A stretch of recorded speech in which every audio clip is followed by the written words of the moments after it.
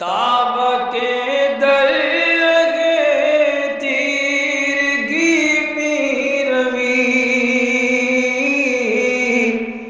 بہر توبہ درائے شباب غوی بشنو از گوش دل مثنوی مانوی در رہے صدق برتا مسمم شوی بشنو از گوش دل مثنوی مانوی در رہے صدق برتا مسمم شوی۔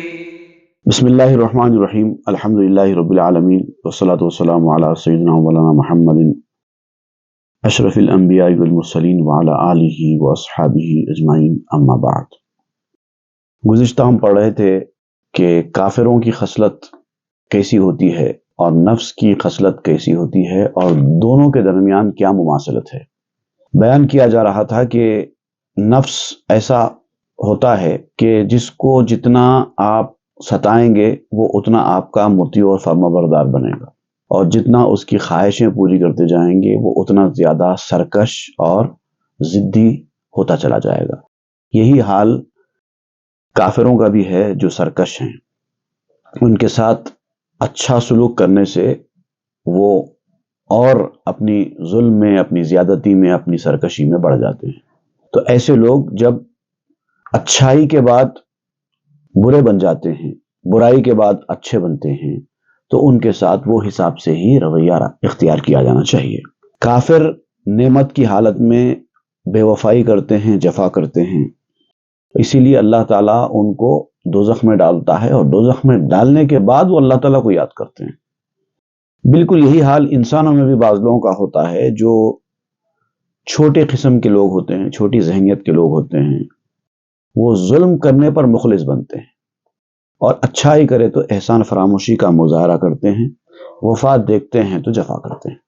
اس کا ذکر کرتے ہوئے آپ بیان کر رہے ہیں کہ اللہ تعالیٰ نے دنیا بھی بنائی جو کہ ایمان والوں کے لیے قید خانہ جس کو قرار دیا، تو دنیا مومن کے لیے قید خانہ ہے اور کافر کے لیے جنت ہے۔ لیکن جب اس دنیا میں جائیں گے تو ایمان والوں کو جنت ملے گی اور کافر دوزخ میں رہیں۔ اور یہ جو فرق ہے، یہ ایسا کیوں ہے، اس کے بارے میں بیان کرتے ہوئے آگے کہتے ہیں کہ مسجد و طاعت شاں پس دوزخست، پائے بندے مرغ بیگانہ فخست۔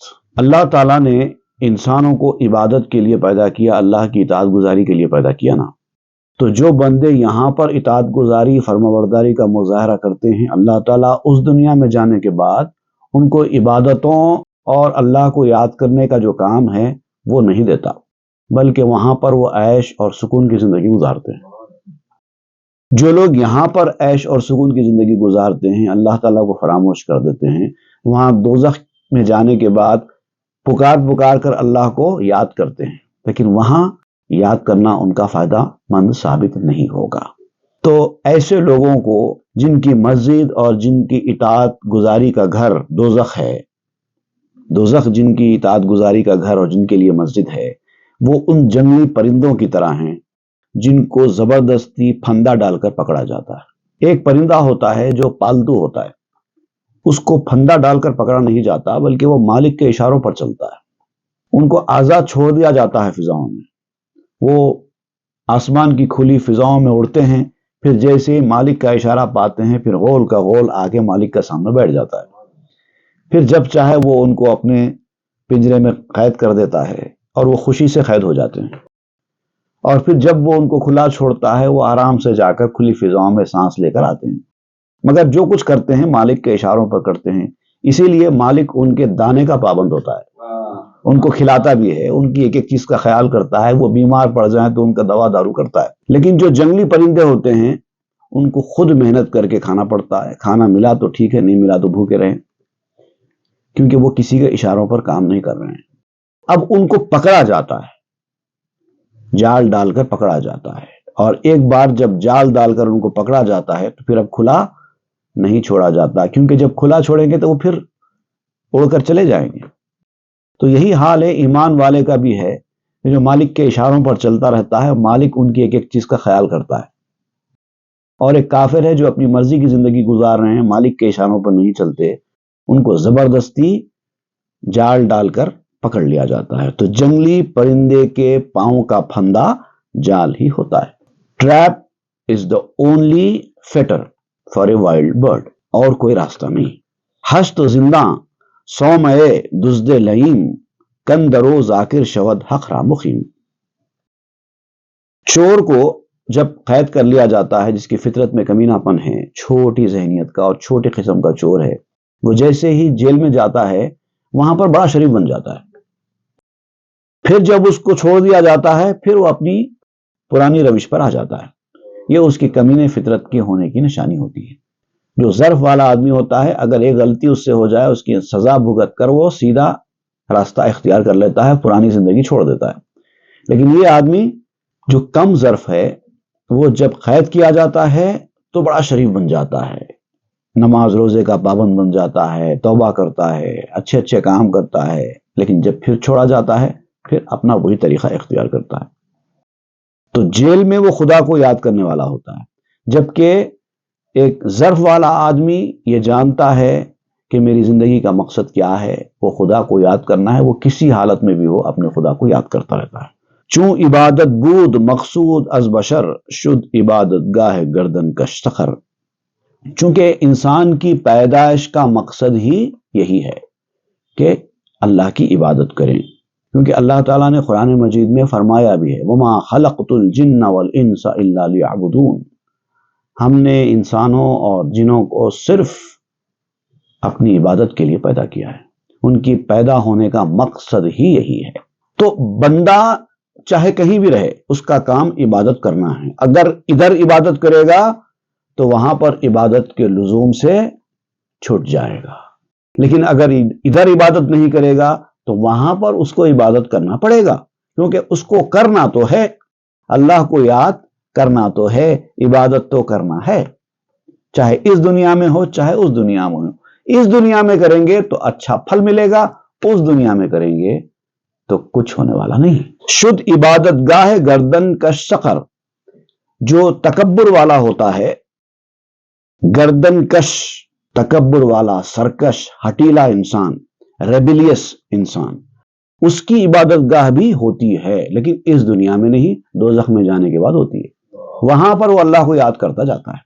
آدمیرا ہست در ہر کار دست، لے کزو مقصود این خدمت بدست۔ انسان کو اللہ تعالیٰ نے جب دنیا میں بھیجا تو ہر کام پر ایک قدرت دی۔ انسان کے ہاتھ میں بہت سے کام ہیں، یہ بھی کر سکتے ہو، وہ بھی کر سکتے ہو، سوچ بھی سکتے ہو، اڑ بھی سکتے ہو، بیٹھ بھی سکتے ہو، چل بھی سکتے ہو، سو بھی سکتے ہو، بات بھی کر سکتے ہو، سوچ بھی سکتے ہو۔ کئی کاموں پر انسان کو قدرت دی گئی ہے، لیکن یہ سارے کام انسان کی پیدائش کا مقصد نہیں ہیں۔ مقصد تو وہی ہے جس کو عبادت کہتے ہیں۔ تو ایک چیز ہوتی ہے، ایک مقصد کے لیے حاصل کی جاتی ہے، لیکن اس سے بعض وقت دوسرے کام بھی لیے جاتے ہیں۔ تو ضرورت کے تحت دوسرے کام لینے میں برائی نہیں ہے، لیکن اپنے مقصد کو نہیں بھولنا چاہیے۔ ما خلقت الجن والانس این بخاں، جز عبادت نیست مقصود از جہاں۔ یہاں بھی آپ وہی آیت کی طرف اشارہ کرتے ہوئے کہتے ہیں کہ قرآن میں جو آیا ہے وما خلقت الجن والانس، اس کو پڑھو، سمجھو، سمجھ میں آئے گا، کیونکہ عبادت کے سوا انسان کی پیدائش کا کوئی اور مقصد نہیں ہے۔ گرچہ مقصود اس کتاباں فن بود، گر تو اش بالش کنی ہم می شود۔ اب آپ ایک مثال دیتے ہوئے سمجھاتے ہیں کہ آپ کتاب خرید کر لائے، موٹی کتاب بازار سے خرید کر لائے، تو کس لیے لائے؟ خرید کے لانے کا جو مقصد ہے وہ کیا ہے؟ وہ ہے کتاب کے اندر جو کنٹینٹ ہے اس کو پڑھیں، اس سے علم حاصل کریں، یا اس سے کوئی فن حاصل کریں، آپ کی نالج میں اضافہ کریں، یا کوئی ہنر سیکھیں۔ کتاب میں جو لکھا ہوا ہے اس کے کنٹینٹ سے اس کا تعلق ہوتا ہے، اس کے لیے وہ کتاب خریدی جاتی ہے۔ لیکن اگر کوئی آدمی کتاب کو تکیہ بنائے، سونے کے لیے سر کے نیچے رکھنے کی چیز بنائے، تو بنا تو سکتا ہے، اگر اس کو سونے کے لیے تکیہ اویلیبل نہیں ہے، موٹی کتاب اویلیبل ہے، تو گردن کے نیچے کتاب رکھ کر سو سکتا ہے، کوئی برائی نہیں ہے اس کے اندر۔ لیکن کتاب لانے کا مقصد تکیہ بنانا نہیں ہے. یہ بات سمجھو. ضرورت کے تحت آپ دوسرا استعمال بھی کرو اگر آپ کو اس کی ضرورت ہے تو، لیکن یہ مت سمجھو کہ کتاب خرید کے لانے کا مقصد سر کے نیچے رکھ کر سونا ہے. لے کزو مقصود این بالش نبود، علم بود و دانش و ارشاد و سود. کتاب لانے کا مقصد تکیہ بنانا نہیں ہے. کتاب لانے کا مقصد علم حاصل کرنا ہے، سمجھ حاصل کرنا ہے، ہدایت حاصل کرنا ہے اور نفع حاصل کرنا ہے. انسان کتاب جو لاتا ہے وہ بیسیکلی 4 مقاصد سے لاتا ہے.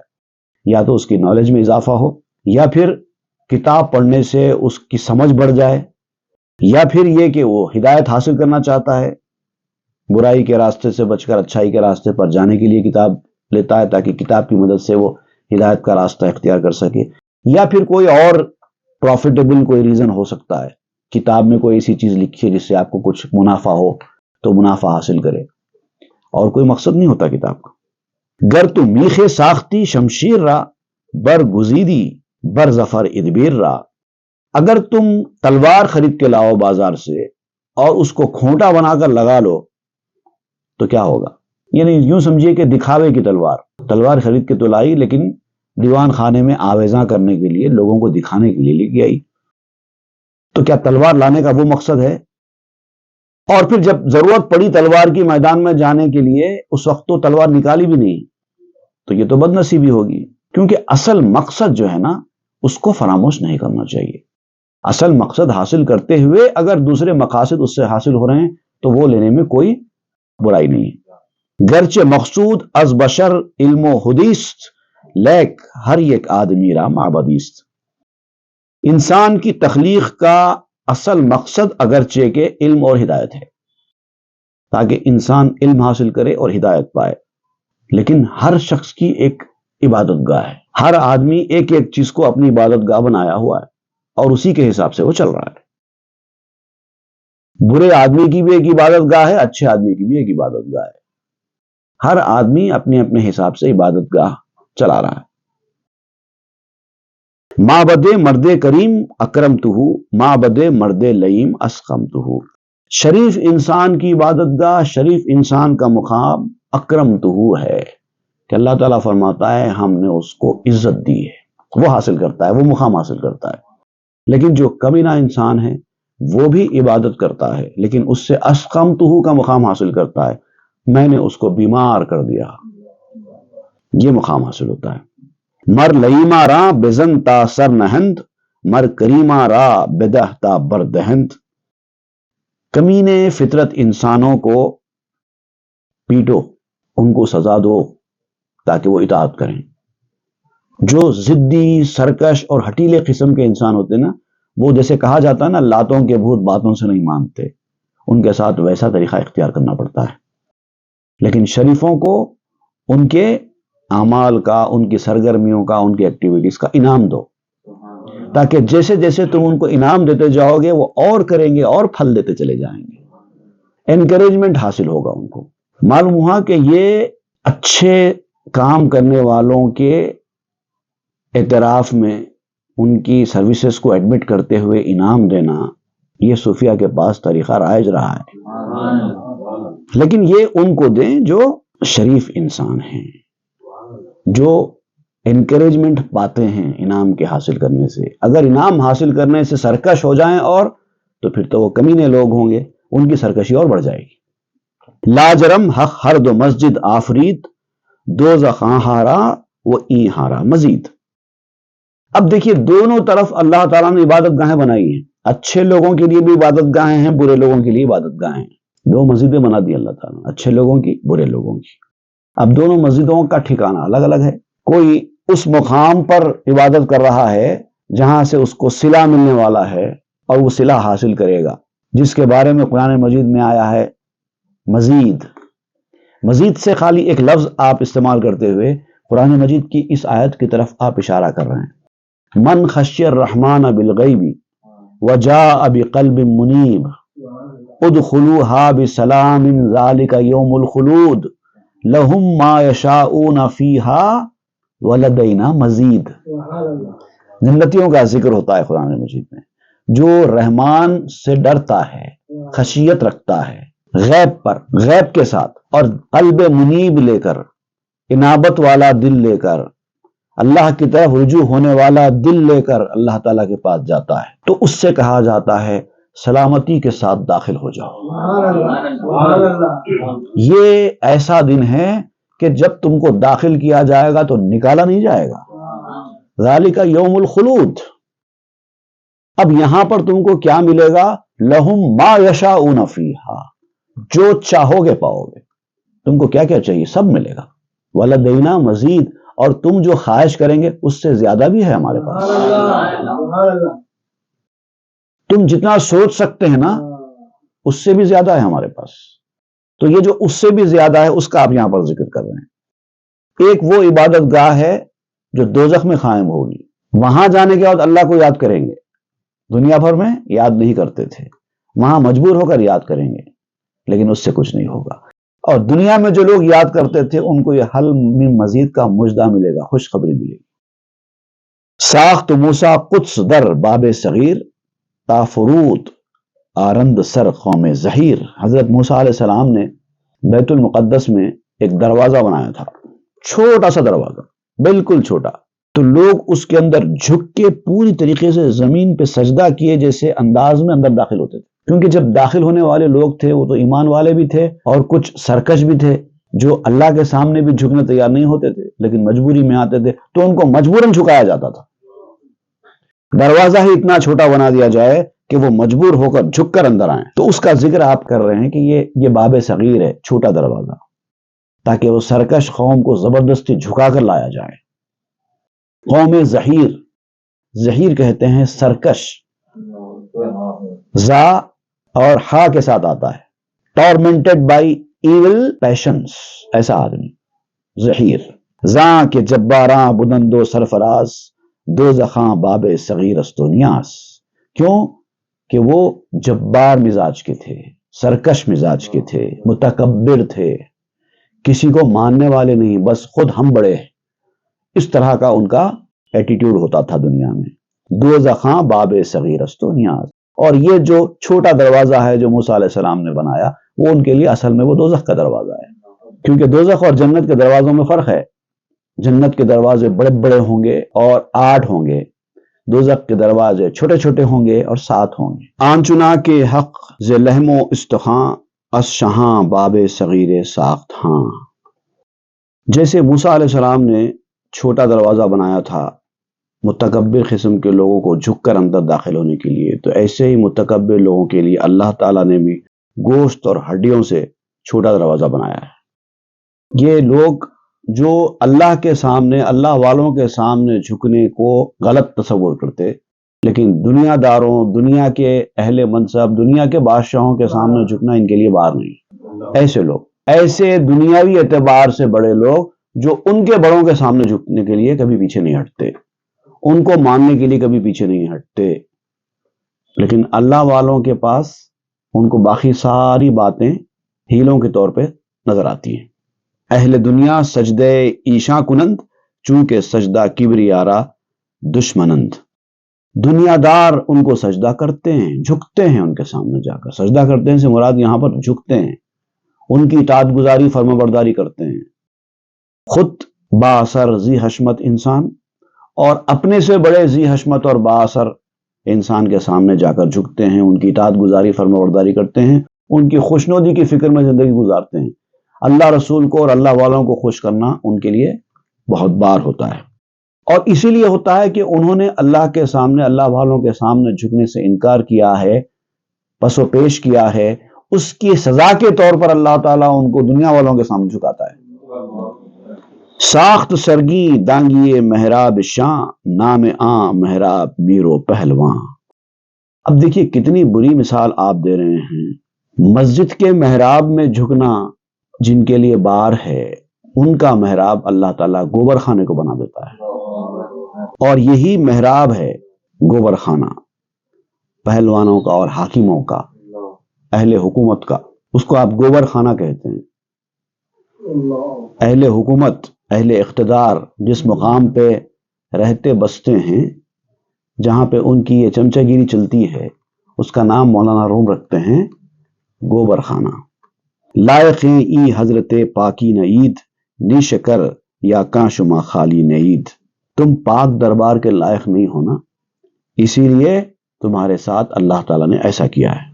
وہ پاک لوگ جو ہیں وہ الگ ہیں اور تم لوگ الگ ہو، وہ تو میٹھے گنا ہیں اور تم لوگ کڑوے ہو، اسی لیے تمہارے ساتھ ایسا ہو رہا ہے۔ آ سگارا ای خساں خاز شوند، شیر را آرست کورا بگربند۔ یہ جو کمینے قسم کے لوگ ہوتے ہیں وہ کتوں کے تابعداری ہوتے ہیں، یہ کمینے لوگ ہیں اور وہ ان کے جو سردار ہیں وہ کتے ہیں، یہ ان کی سنتے ہیں، ان کی تابعداری کرتے ہیں۔ اور جو شیر ہوتا نا، اپنے آپ میں جو شیر ہوتا ہے وہ ان لوگوں کی تابعداری کرنے کو، ان کے گرویدہ بننے کو، ان کے فین بننے کو اپنے لیے توہین سمجھتا ہے، وہ ہوتا ہے شیر۔ شیر کبھی کتوں کی تابعداری نہیں کرتا، شیر کبھی کتوں کا تابعدار نہیں بنتا، شیر کبھی کتوں کا فین نہیں بنتا، شیدائی نہیں بنتا، گرویدہ نہیں بنتا، وہ خاطر میں نہیں لاتا کتوں کو۔ گربہ باشد شہنے ہر موش خو، موش کے بود تاز شیراں ترسدو۔ ہر موش، موش کہتے ہیں چوہے کو، وہ شخص جو چوہے کی فطرت کا ہے اس کا کوتوال، اس کا سردار بلی ہوتی ہے اور وہ بلی سے ڈرتا ہے۔ یہ جتنے چوہے ہوتے ہیں نا، اہل دنیا اپنے جو باسز رہتے ہیں جو کہ ان کی نظر میں وہ بلیاں ہیں، بلیوں سے ڈرتی ہے، ہر چوہا بلی سے ڈرتا ہے۔ موش کے بود تاز شیراں ترسدو، لیکن چوہا اس قابل نہیں ہے کہ شیر سے ڈر سکے، شیروں سے نہیں ڈرتا، حالانکہ شیر زیادہ ڈرنے کے قابل یا بلی زیادہ ڈرنے کے قابل، لیکن جو چوہے ہوتے ہیں وہ شیر سے نہیں ڈرتے، بلی سے ڈرتے ہیں۔ تو اہل اللہ کی مثال آپ شیروں کی دے رہے ہیں اور دنیا کے حکمرانوں کی مثال آپ بلی کی دے رہے ہیں، اور ان کے پیچھے پیچھے پھرنے والے، ان کی چمچہ گیری کرنے والوں کو چوہے کہہ رہے ہیں، جو شیروں سے نہیں ڈرتے، بلیوں سے ڈرتے ہیں۔ خوف ایشاں اس کلاب حق بود، خوف شاں کیز آفتاب حق بود۔ ان کو اللہ تعالیٰ کے کتوں سے خوف ہوتا ہے لیکن اللہ تعالیٰ کے آفتاب سے ڈر نہیں ہوتا۔ یہ کتے ہیں، ان سے ڈرتے ہیں، کتوں سے ڈرتے ہیں، لیکن وہ جو آفتاب ہے اس کا کوئی خوف نہیں ہے۔ ربی الاعلیٰ ورد آمہاں، ربی ادنا درخور ای ابلہاں۔ وہ جو لوگ ہوتے ہیں بڑے لوگ، اللہ والے، ان کا وظیفہ ربی الاعلیٰ ہوتا ہے، سبحان ربی الاعلیٰ، ربی الاعلیٰ، ربی الاعلیٰ ان کا وظیفہ ہوتا ہے، میرا رب بڑا ہے۔ اور ان کے پاس بھلے ہی ان کے منہ سے ربی الاعلیٰ نکلتا ہو لیکن ان کے دل کے اندر تو ربی الادنا ہے۔ دل کے اندر جھانک کے دیکھو، ان کے پاس یہی نظر آئے گا۔ منہ سے بولیں گے اللہ بڑا ہے بولیں گے، لیکن ان کے دل میں رہے گا پیسہ بڑا ہے، عزت بڑی ہے، نام بڑا ہے، اللہ بڑا نہیں رہتا۔ موش کے ترسد سے شیران مساف، بلکہ آہوت گانے مشک ناف۔ جنگ کے شیروں سے، جنگ لڑنے والے جو شیر ہوتے نا، وہ شیروں سے چوہا نہیں ڈرتا، کتنا ہی خوفناک شیر کیوں نہ ہو، طاقتور شیر کیوں نہ ہو، لیکن چوہا ان شیروں سے نہیں ڈرتا۔ شیروں سے ڈرنے والی وہ آہو ہوتی ہے، ہرن ہوتی ہے، جو اپنے سر کے اندر مشک لے کر گھومتی ہے، وہ ڈرتی ہے شیر۔ جو نیک بخت لوگ ہیں وہ اللہ والوں سے، اللہ سے اور اللہ والوں سے ڈرتے ہیں، چوہے نہیں ہیں، وہ ہرن ہیں، وہ بھی خوشبو والی مشک رکھنے والے ہرن ہیں، وہ ڈرتے رہتے ہیں شیر سے، چوہے نہیں ڈرتے، چوہے بلی سے ڈرتے ہیں۔ رو بپیشے کاسا لیس اے دیگ لیس، تش خداوندو ولی نعمت نویس۔ دیگ لیسی کاسا لیسے را بجو، تش خداوندو ولی نعمت بگو۔ یہ دونوں ایک ہی مفہوم کے دو شعر ہیں، اس لیے میں نے اس کو پڑھ دیا۔ جیسا کہ اس سے پہلے بھی میں نے بیان کیا کہ کبھی مولانا روم یہ لکھ دیتے ہیں، کبھی یہ لکھ دیتے ہیں، اور دونوں کے درمیان اس میں سے کون سا اچھا ہے، کون سا رکھنا، کون سا نکال دینا، شاید اس میں فیصلہ نہیں کر پاتے، یا پھر تذکرہ نویس دونوں شعر کو لکھ دیتے ہیں، کتاب لکھنے والے دونوں شعر کو بھی شامل کر دیتے ہیں، ہو سکتا ہے، لیکن بہرحال یہ دونوں ایک ہی مفہوم کے شعر ہیں، تھوڑے سے الفاظ الگ الگ ہیں۔ تو آپ کہتے ہیں کہ جو دیگ چاٹنے والا ہے اس کو چاہیے کہ کسی پیالہ چاٹنے والے کو تلاش کرے۔ اے دیگ چاٹنے والے، پیالہ چاٹنے والے کے پاس جا، تو اس کو اپنا آقا مان، تو اس کو اپنا ولی نعمت مان۔ اللہ کے فیض کا جو پیالہ ہے، وہ جو پیالہ چاٹ رہا ہے، تو اس کی طرف جانا چاہیے تجھے، دیکھ چاٹنا بند کر دینا چاہیے۔ تجھے کیا ضرورت ہے دیکھ چاٹنے کی، جبکہ تیرے پاس پیالہ موجود ہے، فیضان کا پیالہ موجود ہے۔ بس کنر شرح بگویم دور دست، خشم گیرت میر و ہم دانت کے ہست۔ اب آپ مولانا روم یہاں پر یہ گفتگو کرتے کرتے کہتے ہیں کہ اب یہ بند کر دو، جو باتیں میں بیان کر رہا ہوں اتنی لمبی تفصیل میں جانے کی ضرورت نہیں ہے۔ اگر میں ایسے ظاہری اہل حشمت با اثر لوگ جو ہے نا، جس کو میں نے بلی کہا ہے، اگر ان کے بارے میں اگر میں زیادہ کچھ کہنے لگوں تو دو باتیں ہوں گی۔ ایک بات تو یہ ہوگی کہ یہ بیچارے غیر ضروری غصے میں آ جائیں گے، ان کو غیر ضروری غصہ دلا کے فائدہ کیا ہے، کیونکہ یہ سدھرنے والے تو ہے نہیں، یہ چمچا گیری ان کی تو ختم نہیں ہونے والی ہے، تو غیر ضروری ان کو غصہ کر کے ان سے دشمنی مول کے کیوں میں وقت برباد کروں۔ اور پھر اس کا ایک دوسرا نقصان یہ بھی ہوگا کہ اگر ہم زیادہ ان کا تذکرہ کریں گے تو ان کے دل میں یہ بات بیٹھ جائے گی کہ ہم بھی کچھ ہیں، اسی لیے بار بار ہمارا تذکرہ ہو رہا ہے۔ ہماری نظر میں تو تم کچھ ہے ہی نہیں نا، کیوں ہم کریں تمہارا تذکرہ بار بار؟ حاصلی آمد کے بدکن اے کریم، با لئیما تانہت گردن لئیم۔ خلاصہ یہ ان شارٹ یہ ہے کہ اے شریف آدمی، جو کمینہ صفت انسان ہوتا ہے نفس کی طرح کا، اس کے ساتھ کبھی اچھائی مت کر، اس کے ساتھ ہمیشہ برائی کر، اس کے بعد ہی وہ کمینہ تیری اطاعت کرے گا۔ نفس کی خاص طور سے یہاں پر آپ بات کر رہے ہیں کہ نفس چیز ہی ایسی ہے کہ اگر آپ اس کو اپنے تابع فرمان کرنا ہے تو اس کی خواہشوں کو پورا نہ کریں، اس کو دبائیں، اس کو ظلم کریں، اس کے ساتھ اچھا سلوک نہ کریں، تو پھر وہ تمہارا تابع فرمان ہو جائے گا، اور جتنی تم اس کی خیالداری کرتے جاؤ گے وہ تم کو اپنی انگلیوں کے اشارے پہ نچائے گا اور سرکشی کے راستے پر لے کر چلا جائے گا۔ با لئیم نفس چوں احسان کند، چوں لئیما نفس بد کفراں کند۔ جب تم اس کمینے نفس کے ساتھ احسان کا برتاؤ کرو گے، اچھائی کا برتاؤ کرو گے، تو پھر وہ بد نفس کمینوں کی طرح کفران نعمت کرے گا، وہ کبھی تمہارے احسان کو نہیں مانے گا، تم جتنا اس کے ساتھ بھلائی کرتے جائیں گے وہ تمہارا اتنا مخالف ہوتا چلا جائے گا۔ زی سبب بت کہل محنت شاکرند، اہل نعمت تاغیندو ماکرند۔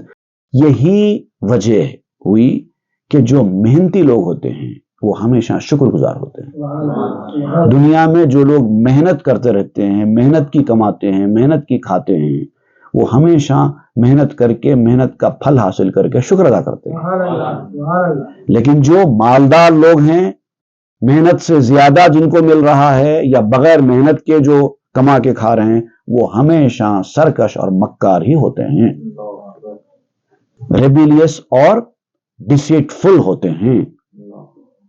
غریب آدمی محنت کے ساتھ کچھ کمائی کر کے اپنا گھر بار چلا رہا ہے تو وہ کھانا کھا کے پانی پی کے اللہ تیرا شکر ہے کہتا ہے، لیکن مالدار آدمی اچھے سے اچھا کھاتا ہے، ہزاروں روپیہ خرچ کرتا ہے اپنی خواہشوں کے پیچھے، مگر کبھی اس کے منہ سے شکر گزاری کے الفاظ نہیں نکلتے، بلکہ جیسے جیسے اس کو نعمتیں ملتی جاتی ہیں وہ اتنا ہی زیادہ اور سرکش اور مکار ہوتا چلا جاتا ہے۔ ہست تاغی بگلرے زرری قبا، ہست شاکر خست او صاحب ابا۔ دنیاوی سردار اچھے سے اچھا لباس پہنتے ہیں، زرری قبا والے لوگ ہوتے ہیں، گولڈن ڈریس ان کی شان ہوتی ہے، لیکن سرکش، ضدی، ہٹیلے اور ایک خستہ حال گدڑی پہننے والا وہ شکر گزار ہوتا ہے۔ اچھائی کی امید زیادہ دنیا کے پیچھے بھاگنے والوں سے آپ نہیں رکھ سکتے۔ جہاں بھی آپ دیکھیں گے کوئی اچھا کام ہو رہا ہے تو پیش رہنے والے پیسے والے نہیں رہتے، غریب لوگ ہی زیادہ پیش ہوتے ہیں۔ امیر آدمی کی سرکشی ان کا مال، ان کا پیسہ بڑھاتا ہی رہتا ہے۔ شکر کے روید ز املاک و نعم، شکر می روید ز بلوا و سقم۔ نعمتوں سے، زیادہ نعمتوں سے، زیادہ ملکیتوں سے، پراپرٹیز کے بڑھ جانے سے شکر کہاں اگتا ہے؟